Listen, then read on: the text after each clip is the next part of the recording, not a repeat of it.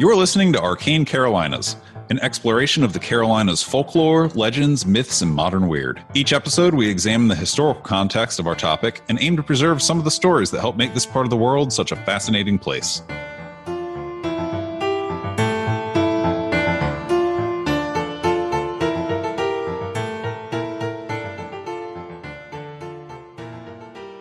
Welcome to Arcane Carolinas. I'm Charlie Mushaw, the sleepiest guy ever. I'm Michael G. Williams, science fiction, horror, and urban fantasy novelist. Mention that I'm sleepy. We have Tally Johnson with us today, who's going to wake me up. I hope so. Tell us a little about yourself, Tally. I am a author and storyteller specializing in the ghost lore of the Carolinas. I've done 4 books of ghost stories, all about South Carolina. Ghost of the South Carolina Midlands, Ghost of the South Carolina Upcountry, Ghost of the PD, and hopefully coming soon from Perspective Press, Civil War Ghost of South Carolina. I've also got a collection of short stories out from Falstaff Books called Creek Walking, which is Southern Gothic at its finest. Damn, and I've been doing ghost stories for 20-something years. So. And we were talking a little bit before we started recording. Your methods are very similar to our methods. You'll see a story and then you'll kind of root out the truth at the middle of it, right? And figure out what happened and how it happened and that kind of thing. Well, the way my process works for a book, because the first 3 books I did were for the History Press out of Charleston. Mm-hmm. History Press implies you've got to have history in the book. Yep. So basically what I did was I went through the print sources that I could and assembled what should happen in the story. And then I went to the site, if it was publicly accessible, and just whatever happened, happened. And ghosts don't perform on command. I mean, I'll go tonight, nothing will happen. We'll go tomorrow night and you'll get licked. There's no telling what happened with a ghost. And then I write down, this is what should, this is what did, and this is what doesn't work in the story as told. And I have a perfect example of that if y'all want me to do that one for free. Yeah. There's a site over in Greenville County, South Carolina, off of Highway 11 called Poinsett Bridge. Poinsett Bridge was built in 1827 under the direction of Joel R. Poinsett, Minister to Mexico, who gave us the poinsettia. Oh. He was also head of the public works for South Carolina before he went to Mexico. So they built this great stone bridge over Gap Creek, and it's got a beautiful Gothic arch and built with slave labor, of course, because this is 1820 South Carolina. The ghost story is you go there at dusk, you will hear voices not speaking English, and you will see lights flashing on the bridge and in the surrounding woods. One source says that the ghosts are speaking Chinese because everything was built by Chinese coolies. All the railroads, all the roads. No, you could not find good chow mein in Greenville in 1820. There weren't any Chinese people in Greenville, South Carolina then. I'm sorry to break it to you. Chinese coolies worked on the Union Pacific out west. Now, you have to remember, 1820, you still have native speakers from Africa because the slave trade didn't end until 1807. Mm-hmm. So if you're talking smack about a boss who has the power of life or death over you, you aren't going to say he's a son of a in English. You're going to say it in Igbo or Bantu or something he's not quite going to grasp. So I think when you go, that's what you're hearing. You're not hearing Chinese, you're hearing tribal languages from Africa. And specifically expletives. Probably, yes. Yeah, I know how family-friendly we were, so you may want to bleep that. That's fine. Oh, you're fine. Don't you worry. Nobody will understand it anyway because of the way I talk, so I'm not real worried about it. But yeah, that's pretty much my process. Yeah, I mean, I just kind of go through and what happens, happens. That's awesome, man. I love that approach. I think that's fantastic. And what a great insight into what language would have been spoken then. It wouldn't have occurred to me to question the version in which they're Chinese laborers. Well, but that's the thing. You have when you're doing folklore and everybody's like, well, it's just ghosts, make it up. Because I even do this when I'm working on fiction. I actually use stories that are, quote unquote, true ghost stories in my fiction because it's like, that's really cool, but it's missing this piece. Let me put this piece in there and now it'll work. Mm-hmm. Yeah. But if you're going to do folklore, especially ghost lore, you have to know what fits and what doesn't. Because I always say this when I'm doing ghost stories at cons. Ghosts are like hidden history almost. It's like the people you want to remember in a community that would be forgotten otherwise. You know, the crazy lady at the end of the street, that one guy who was in the Civil War that one day, and, you know, that one congressman who was from here 100 years ago.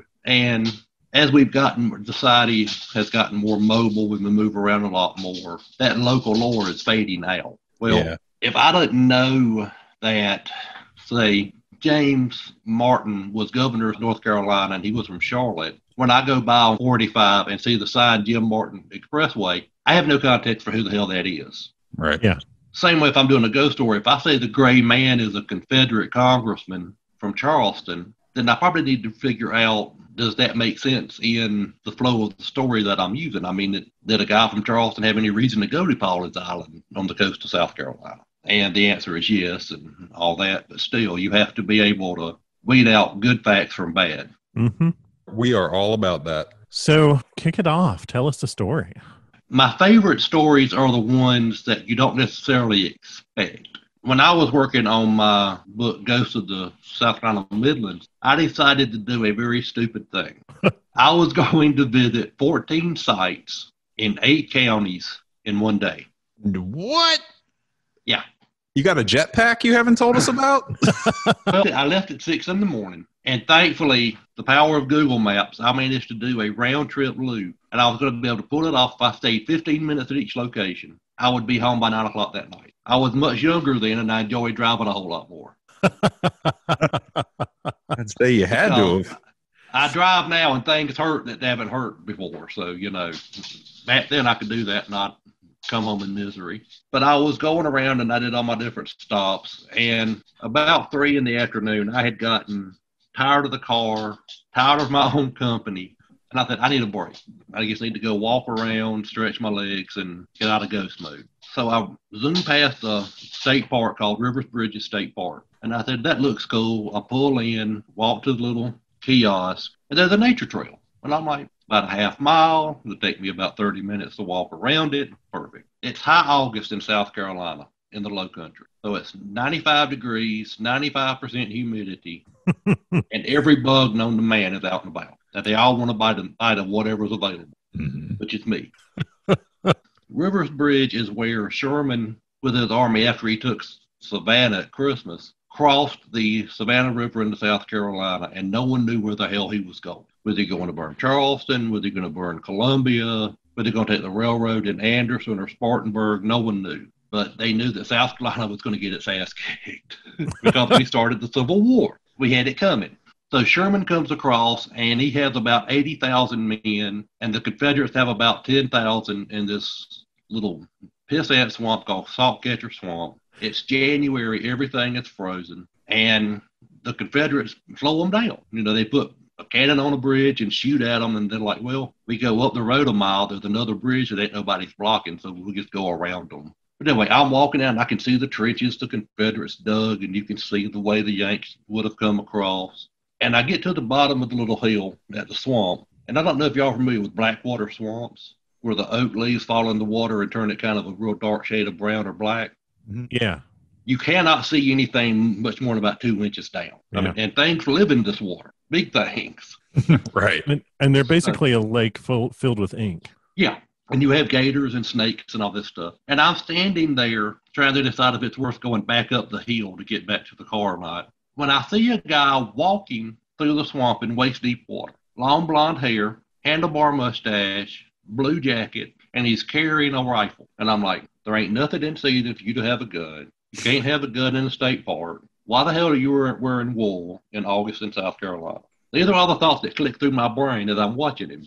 And it's on the tip of my tongue to say, hey, get out of the water, you're going to get snake bit. And the guy throws his arms back and falls back into the water. There's no splash. And right then I say, I'm done. Hell with this. And back up the hell I went. Again, I had no idea this place was there. No idea when the battle was, beyond what little bit I read on the little informational sign. And I'm sitting there and I grab my notebook and I'm writing stuff down. And I'm like, this makes no sense. It ain't January. I hammock camp with a bunch of folks, and we've gotten friendly with the state parks in South Carolina. And if you ask them, there are no ghosts in any state parks in South Carolina, period, full stop. Yeah, sure. I mean, that's... However, comma, if you give them a beer around a campfire, you'll hear stories. And I always tell that story when I do ghost stories at the camps. And I've been told, oh, yeah, a bunch of people have seen that guy. That's awesome. It doesn't matter when. It's just he shows up in March, February, just whenever the mood strikes. And he's water soluble. Yeah. Apparently, yeah, because if I push you down in a pool, you'll make some manner of splash. There was nothing. Yeah. It's just like, look.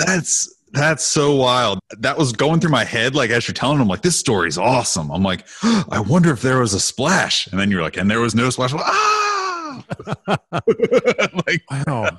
And also to just encounter something that's so, like, it's not necessarily tied to a famous person. It's not necessarily even tied to a famous event. It's famous enough for there to be a state park and there's a plaque there. But like you said, you'd never heard about it before you'd read the plaque. Yeah. And like I say, what's bad is I'm a South Carolina historian by day job. I mean, I do archives and history at the local library here. So, I mean, I have a basic understanding of how things work. And I knew about the Civil War, of course. But it was one of those things that was just like, yeah, something happened down there, big deal.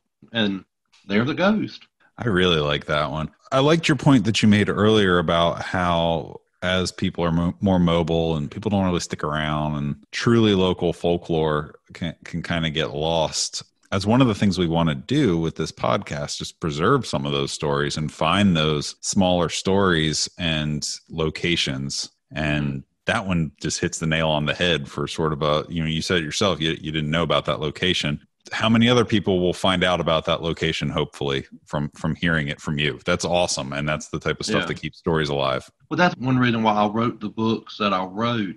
I am a voracious reader and hoarder of books, which drives my wife crazy because I have books and no bookcases.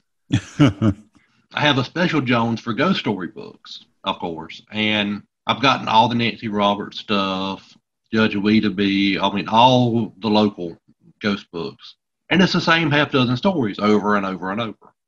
Gray Man, Theodosia Burr, Hound of Gosh, Brown Mountain Lights. And I'm like, Chester Little Theater's haunted as hell. I know because I've been slapped in there. The headless ghost on the railroad tracks up in Lyman, where I'm from. Know that because I threw rocks at it. But none of these stories made the books, and at the time I wasn't telling ghost stories. I was like, but somebody's got to write this stuff down. Or like you say, it's just going to be gone. And what's the attraction of that old place? Oh, no one knows. It's just been there forever. The Mako lights in North Carolina, it's an old story about a guy got his head lopped off.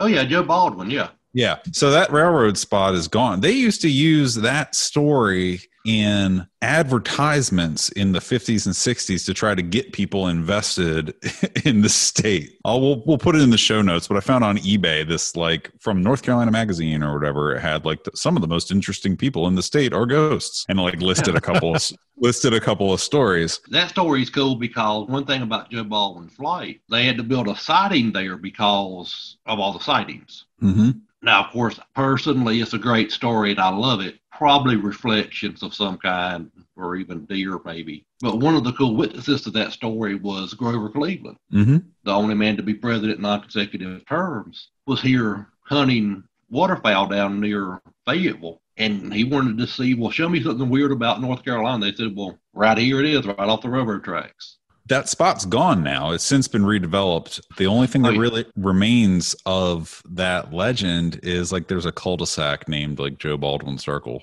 or something in a nearby neighborhood. Yeah. But otherwise, that happens a lot to some of these sites like that. Like the place Somerville Light up above Charleston off I-26. Guy's wife got killed taking him lunch on the train, fell on the wheels, and her light bobs down the hill to the tracks. And they've torn it down. I think it's where like one of the Boeing plants is or something now. And I mean, it's one of those stories that have been told for 50, 60 years. I mean, generations of high school kids went down there and all of a sudden Fade Paradise put up a parking lot. Yep.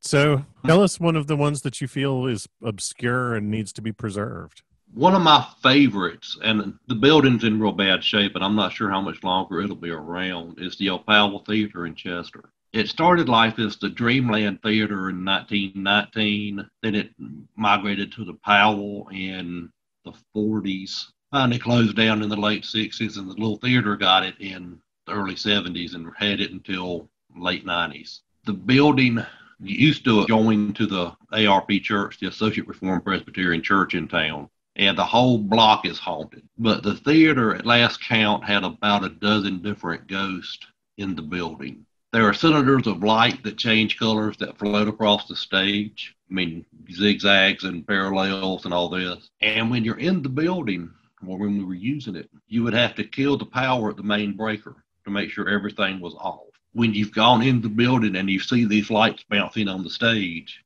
and you know there's no power anywhere that could cause a reflection, kind of creepy. Yeah. Yeah. People have heard voices from the empty auditorium. A lady was there one night doing work on costumes for a show, heard a bang on the wall behind her and thought nothing of it. Somebody dumped a body in the dumpster. Oh. And that was the bang she heard. That old dumpster backs up to where the backstage restroom was.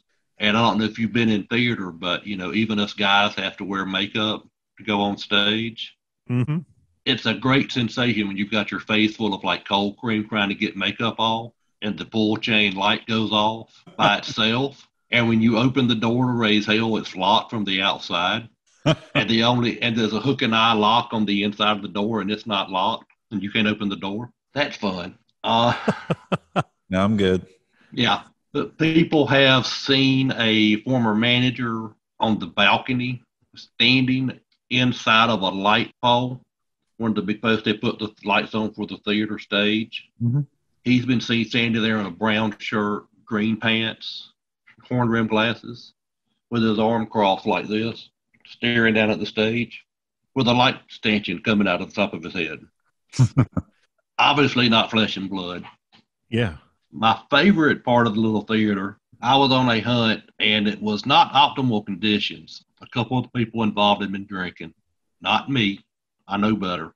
But we were going around, and we're upstairs on the balcony, and a friend of mine says, go check the alley door and make sure it's locked so we don't have any homeless people or whatever coming in behind us. I'm like, sounds reasonable, so I go down. And it's a flight of stairs on linoleum with the little metal edges on them, a landing, and then probably another half dozen stairs to the alley door. And I go down the stairs, and I'm 6'1", and at the time I was probably about 180. And I walk into a choke slam. If you've ever watched wrestling, I mean, somebody picks me up by the neck and holds me up about 2 inches off the ground. Damn. Yeah. And I'm standing there walking, and my face is turning red. You can see the red marks on my neck. And then all of a sudden, smack, I get slapped across the face, like visible handprint on my face. And the guy I'm with is behind me on the stairs, laughing like a complete and utter lunatic, grabs my belt and pulls me back. When I get my air back, I call him everything but a child of God and a friend of man. I use the F-bomb in ways that's not been used before or since. I mean, I used it as a preposition. I mean, we're talking every part of speech. And he's like, I just wanted to see if she was still here. And I'm like, see if who was still here. Apparently back in the late 50s, a lady was assaulted on the stairs. She was an African-American cleaning lady sweeping the stairs and was attacked and hit her head on one of those metal lips and died of a skull fracture. Ooh. And it actually made the paper. There was like a little 2-sentence write-up because, sadly, rural southern town, not going to be a big to-do made over it. Yeah. So, right. But we think the attacker was a white male because she doesn't like white guys. Women can go up and down those stairs, no issue. Any of the three of us go down, yeah, she'll not be happy. Because the guy that let me get walked into the choke slam, he had been scratched across the chest by this young lady. But now, and to wrap it up after the horrible part, one funny part, we're going around the same ghost hunt, and the old projection booth, people have reported hearing the slap of the film when it runs out. You know, that unique sound from when you were in school. That. Yeah. Well, people have heard that the projector is in the Historical Society Museum across town. And people smell the pipe tobacco that the guy who was the projection has smoked for 30 years up there. So we said, we'll go up, check it out, see if we see anything or hear anything. And the light fixture, there is no bulb in it, and the wiring has been removed. But the same guy was being a smartass and flipped the switch. All he succeeded in doing was waking up the family of pigeons that had built a nest in that recessed light fixture and sent 6 adults screaming down the stairs into the street. All of us screaming like banshees because these pigeons were going to come eat us. That's one of the joys of paranormal investigation. You never know what the hell will happen. So I am not a paranormal investigator. I don't claim to have any answers or understanding. But in the beginning of Ghostbusters, the original one, Dan Aykroyd's character is super excited about the interaction that they have in the library. And he's like, oh, it was a class, whatever, full corporeal. He had this lengthy categorization for the interaction. Is there a standardized sort of paranormal investigators handbook that has different classifications like that? Not really. And I say paranormal investigation. I'm not the person to ask about that. Alex Matsuo or Tina McSwain, both of whom I think Mike knows, are much better options for that. Okay. But there is a thing called the Thompson-Ahern Motif Index. Okay. And it was done by a guy named Steph Thompson back in the 50s. I'm writing it down. Yeah. Stith Thompson. It's the guy. And basically, he did a number and a letter for every folklore motif he could find. Like, and I can't remember, it goes like A to Q or something. There are hundreds of things. And but like E102 Ghost Speaks to Witness. Mm-hmm. And you'll have, you could have thousands of stories like that. But so that's the nearest thing to a master index of ghost lore. And if you look at like the folklore journals, everybody puts those annotations after. Cool. And I'm like, I'm not that committed to the cause. I just want to tell a good story and hopefully be entertaining in the process. And if I get my facts a little bit fudged, things happen. Hey, man, I'm loving this. This is fun. And I didn't even know that was a thing 30 seconds ago. So I'm not only having fun, but I'm learning.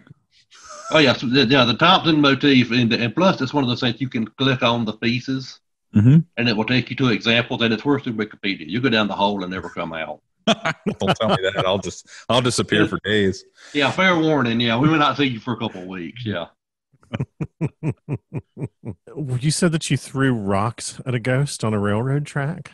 Yeah, in my misspent younger days when I was in junior high, the small town I grew up in was Lyman. I've immortalized it in the title story from Creek Walking. And one of the things we would do, there were 2 railroad trestles, one on top of the other. Bottom trestle was kind of the beginner's amateur hour. Anybody can walk this trestle. The other one was like the one from Stand By Me. It was like 400 feet in the air, no sides, real active railroad track, the whole bit. So we spent all of our time on the top one because we were all stupid. And we were up there, and of course, and my dad worked for Norfolk Southern for like 40 years, so I had to wait for the statute of limitations to wear out before I could even tell the story, but I was afraid he'd beat me even now. But we would throw rocks at the train, like stupid middle school kids do. And one day we're on the tracks, and we see a guy walking from the trestle towards us. And we were like, well, we're just going to be absolute so we're going to throw rocks at him, see what happens. And there were about 4 or 5 of us, and we're hitting him with gravel consistently. He's not even flinching. And he steps up onto the tracks themselves. One of the guys stops and looks, and it's like, well, no damn wonder we're not bothering him. He ain't got no head.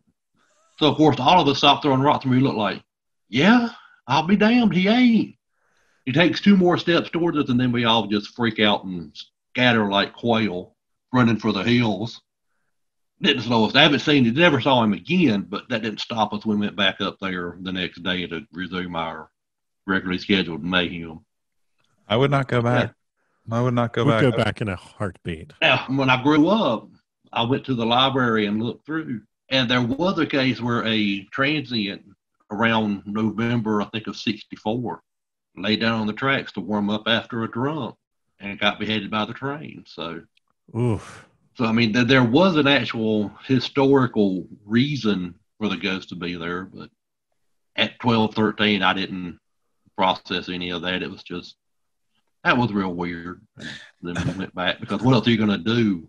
As someone that has spent time throwing rocks at trains in my misspent youth, that is a unique one, man. I never encountered anything like that. Do you think that it takes a certain kind of person to have these experiences? I think everybody's different. I think some people willfully block it out because they don't want to confront mortality or whatever it is that the ghost would represent. Mm-hmm. And some people, like the three of us, could go to a site like Brown Mountain, and I'll tell that story in a minute. Tonight, I would see the lights, and you two wouldn't. Neither you or Mike would see them. Mm-hmm. We go back tomorrow night, I wouldn't see anything, and y'all would see the full laser light show. And the next time we go, all three. It just depends, because I've been places where there's been activity. One person saw something, another person smelled something, someone else heard something, and it's completely random. And you just have to kind of get together, if you're in a group like that, compare notes to get the full picture. Because, and I don't put a lot of stock into specialized equipment, because I think eyewitness accounts are probably more accurate, because most people don't expect to find ghosts, even if they're actually out looking for them. My assumption has always been that to some degree, some people just don't want to confront mortality, like you said. But I also think some people don't want to confront the possibility of immortality. Yeah. And I think that there are people who look at that and think, I don't want to believe in ghosts because I don't want to end up one. Yeah. Well, but like I was talking about Brown Mountain, if you're going to go on a quote-unquote ghost hunt, that's where I'd send you. Because, and you get to drive on the Blue Ridge Parkway, which is beautiful, and B, the odds are above average you will see something. I've probably been to Brown Mountain 50 times in the last 30-odd years, and every time I go, I see something. It's one of the few ghosts that's actually got a marker on the Blue Ridge Parkway. There's actually a sign at the Wiseman View Overlook that explains what the Park Service thinks the Brown Mountain lights are. It's wrong, but they do their best.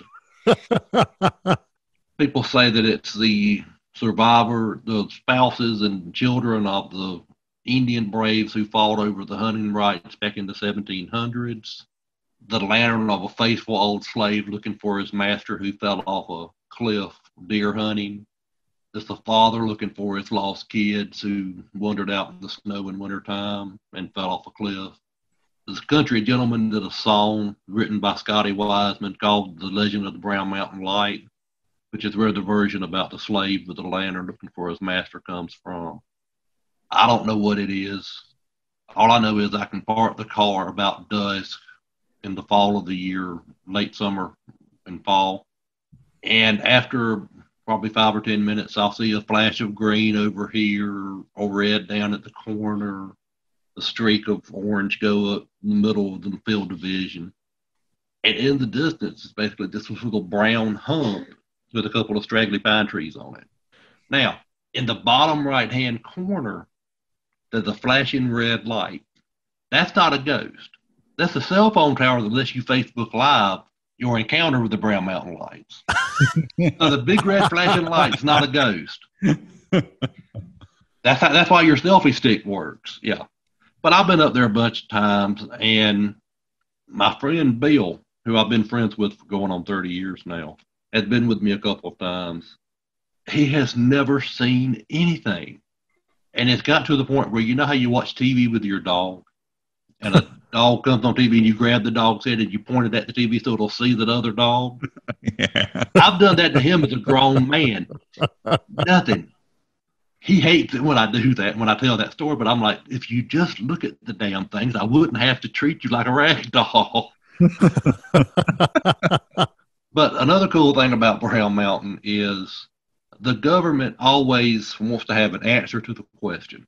And they've actually looked at Brown Mountain 3 different times. First time was in the 1890s. I think the Coast and Geodetic Survey looked into it and said, it's very simple. It's the reflection of the refraction of the glow of the kerosene headlamps on the trains going over the trestle at Old Fort, North Carolina. They bounce off the clouds and the mountainsides, and that's why you get these weird lights. Okay. The problem is 1913, the Packlet River floods and wiped out every trestle from Knoxville to Columbia. including the one in Old Fort. Guess what shows up before the floodwaters recede?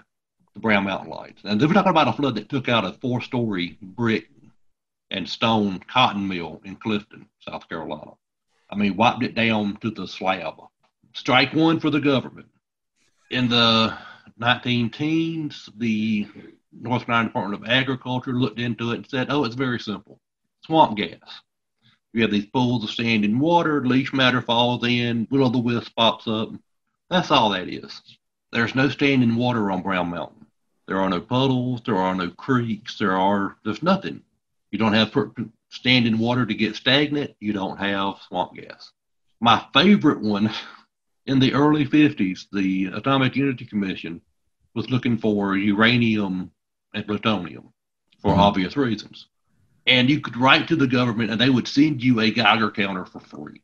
So you could help them find weapons grade plutonium. Wow. Get your Geiger counter here. Yeah. They did a survey of Brown Mountain and they determined that it had a core of about 50 pounds of uranium in the mountain, which is enough to build bombs from now to the end of time for everybody gets a nuke. The only problem is Brown Mountain is like solid limestone. And I must have missed the big limestone bomb we dropped in the middle of Baghdad during the Gulf War. Limestone's not radioactive. There ain't no uranium in Brown Mountain. It was all sparks from the uranium core. All I know is it's really cool, and if you go, you'll probably see something you can't explain. That's all you can ask for. We've talked about it a bit between us. Wiseman's View, and that's part of the Pisgah National Forest. Is that correct? Pisgah, sorry. It is the overlook off the Blue Ridge Parkway. I can't remember the mile marker that goes with it. There's another way to look at them from Highway 181. You're coming north out of Morganton, going towards the Parkway. It's a wide spot on the shoulder, and trust me, there'll be other cars there. You will not have the spot to yourself. The reason I bring up the National Forest is generally, and I would have to check the specific forest, they have rules where you can camp in them anywhere you want. You can do primitive camping so long as you're like 200 feet from parking area or 200 feet from the trail or something like that. Yeah. So you could even post up for like days. And when we talked about it, Wiseman's View is where the guy in the 19th century who was driving cattle to the market would camp overnight with his cattle and would see the lights. And his last name was Wiseman. That's why it's called that. And Scotty Wiseman's in that family, which is why he wrote the song, because of the family tradition. Oh, okay. Yeah. Okay. Keep those royalty checks in the family. Yeah. Well, sadly, Brown Mountain itself is not in National Forest land. Right. Because I've checked, because trust me, I could find 2 pine trees to hang a hammock from and spend a couple of nights. Yeah. Yeah. Whatever was up there would probably keep me, but that would be worth it. It would be worth it. At what point in your life did you get interested in doing ghost hunting? I got the ghost bug when I was 12 years old. Nancy Roberts, who, if you've read a ghost story about North South Carolina, it came from one of her books, probably. Okay. She wrote the books, and her then husband Bruce did the double exposure photographs, or the time-lapse photographs with the real blurred images. She came to Lyman Elementary when I was there in 5th grade and told ghost stories for an hour and a half. And it had been ghost, but she settled about places like Charleston and Camden and Kings Mountain and Charlotte. And I'm like, I've been there. I know where that is. I've been there. Holy crap, I drive by there going to Grandma's house. I mean, wait a minute, you can go and find this stuff here? I don't have to go to like London to find a ghost or Washington, D.C. or wherever. I can do it like right around here. Well, hell yeah. So. Totally. Yeah. And then I went to the library and they had all of her books and I devoured them, and then down the rabbit hole I went. So, but that's where I got the bug. And plus being able to figure out where this stuff was, of course you have to go see when you're in high school what goes on, and it just snowballed from there. Mm-hmm. Spent a lot of time myself exploring abandoned places. Not necessarily even looking for trouble, but just because it's fun. I think that's just what you do in high school if you're of a certain mindset. Everybody. Yeah, everybody does. I mean, you go play on the old trestle, you go play in the creepy old abandoned hospital and stuff. Yeah, I mean that's. Yep. And you see some weird stuff. I remember I was in one, it was a tuberculosis ward that had been turned into a sanitarium and then subsequently closed, but it had been closed recently enough that the electricity was still on to the facility so that the third-party security company could go through the building and stuff. And we figured out that the little guy in the Pinkerton security truck parked at the front gate and had no interest in going through the buildings. And that you could very easily just like have your run of the place so long as you were quiet and didn't attract attention, the cops wouldn't come. We were in there one time and maybe it was other kids, maybe it was something else. I don't know, but we're on the lower level and all of a sudden we see that the elevator is coming down. We're like, crap. So we like run and hide and peek around the corner and the elevator opens and there's nobody on it and it closes and then it didn't go back up, so there wasn't somebody up there mashing the buttons. Anyway, just kind of freaky. Those types of things stick with you from that age. Yeah. Well, you told one on you, I'll tell one on me. One of my favorite spots is a place called the Tanning Yards over near Spartanburg. And I did a thing with Alex Matsuo a couple of weeks back. We went and visited. Now, the Tanning Yards is where everybody went at least once a year in high school. And we went after church one Sunday night. About a half a dozen of us. We'd gone to Ryan's to eat because small town, living high on the hog. Yep. And what are we going to do the rest of the night and all this? We're like, well, we could go to the Tanning Yards to see if we can get scared. Okay. Yep. So we get in a Ford Ranger truck. There's 2 guys in the cab and me and 3 other guys in the back. And to get there, you have to go down this road, and it was gravel. Now it's been paved and improved. And you park on this wooden bridge over a creek. And it's kind of like Crybaby Bridge, but we're not going to smooch. You honk the horn 3 times, and a lady in white drifts down the creek towards you. Now, supposedly back in the 60s or 70s, the time period varies. Satanists lived in the house, and they were sacrificing a virgin from each high school in Spartanburg County. Now, they found them from some of the high schools in Spartanburg County, but they were sacrificing virgins from each high school. So laborious. That is a lot of work. Gosh, that's dedication. And one girl escaped, and she runs screaming down the creek, and she's the one that you see. And we go down there, and of course, we're all country kids, so I mean, tree frogs and cicadas and all that don't bother us any. But we're sitting there that night, and the guy blows the horn. And we see a lady in a white gown come down the creek, and she gets underneath the railroad trestle. And we hear click, boom! One of the guys in the back bed of the truck with me throws his arms back dramatically and says, "Oh, Lord, we're going to die," and slaps me in the chest. And I go ass over tea kettle and land on my back on this wooden bridge over this creek. And the truck takes off like a scalded dog. And I'm like, I'm laying here, half out of it, and I have a crazy lady with a gun like 200 yards to my right. No idea where my ride's going to come back. So I get under the bridge, and I'm just going to chill out till she's gone. And I hear her GDMFing kids coming down here, waking people up. Blah, blah, blah, blah, blah. And finally, she splashes back up the creek to the house. And I come out, and I'm sitting there, and I'm wet from the waist down and all this stuff. And the guy finally comes back around and picks me up. And it seemed like it was about an hour and a half. I'm sure it wasn't more than about 15 minutes. And again, I cussed him all the way back home. I'm like, of course, we didn't know we left you. We were also scared. We thought we were going to get killed. And da, da, da. That's great. No ghosts, but that's the kind of ability you get up to when you're a kid. Yeah, the stories are still fun. Definitely. Sometimes going, like you said, well, we could go try to get scared. I mean, sometimes the best stories come just from going out and looking for trouble like that. Definitely. Yeah. The kind of trouble that we were looking for when I was in high school was we would go run around. By run around, I mean drive around as fast as humanly possible on old dirt roads in a different corner of the Pisgah National Forest, actually, and a corner real far from the Brown Mountain lights. We didn't have anything that interesting where I grew up. We would go drive around like crazy in there and see what we saw and see who we saw. And did we see anybody that we knew? Yeah. Or did we see people who were running something that they shouldn't be running? And were we going to be running from them, or were they going to be running from us? And that was basically what we did for fun. You were trying to find the moonshine stills, and yeah, they were trying to find you so that you wouldn't turn them in. And yeah, I did as a child have to be taught how to recognize the smoke from a moonshine still so that I wouldn't walk up on any of my cousins. Because, as my grandmother put it, they'll probably shoot you. Yeah. Well, got to protect the recipe, you know. Yeah. This is going to be part of our October sort of flood of episodes. We're doing more episodes than normal for October. And having a bunch of ghost stories is perfect. So thank you for doing this. Where should people find you on the internet? You can find me on Facebook, TallyJohnson.3 on there. Apparently there are 2 other ones. If you find the picture of the ugliest guy on Facebook, you found the right Tally.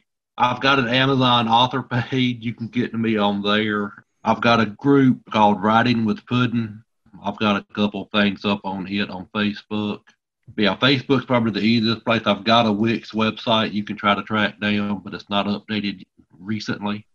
But I do this for schools, libraries, cons, anybody that'll have me, and I'll travel easy and work cheap, but so buy the books and enjoy them and make me come to gigs once we can get back to being around people. Right.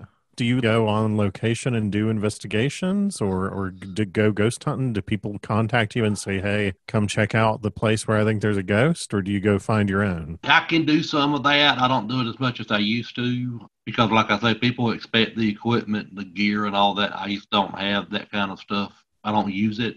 So I refer most of those kind of calls to like Alex Matsuo and Tina McSwain because they have groups that are more geared to that to be able to do a better job for folks. But I'll go if somebody calls and says, we want to go ghost hunting. Okay. I won't turn it down. I think that's everything.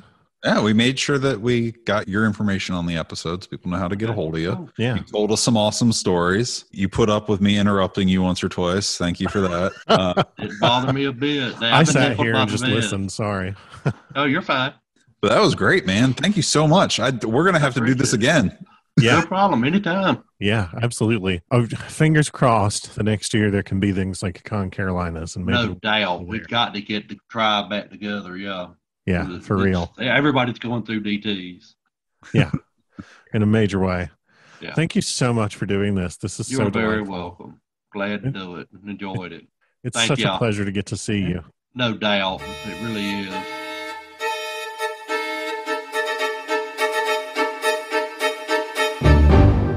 You've been listening to Arcane Carolinas. Thanks for joining us. If you liked it, give us a rating, leave a comment. If you didn't like it, send us an email and tell us why. If you're not wrong, we'll try to fix it. And if you're interested in award-winning speculative fiction, including science fiction, urban fantasy, and horror, find me, Michael G. Williams, at www.michaelgwilliamsbooks.com and check out Falstaff Books at falstaffbooks.com. If you'd like to pick up some Arcane Carolinas merch, look at behind-the-scenes info, pictures, videos, stuff like that, all the things that get cut, check out arcanecarolinas.com, where you can get access to our Patreon, our Facebook, our Twitter, our Instagram, all that in one place, including the merch store. Buy a shirt. Clothe your body. Drape your body in our wares. Be our living billboards.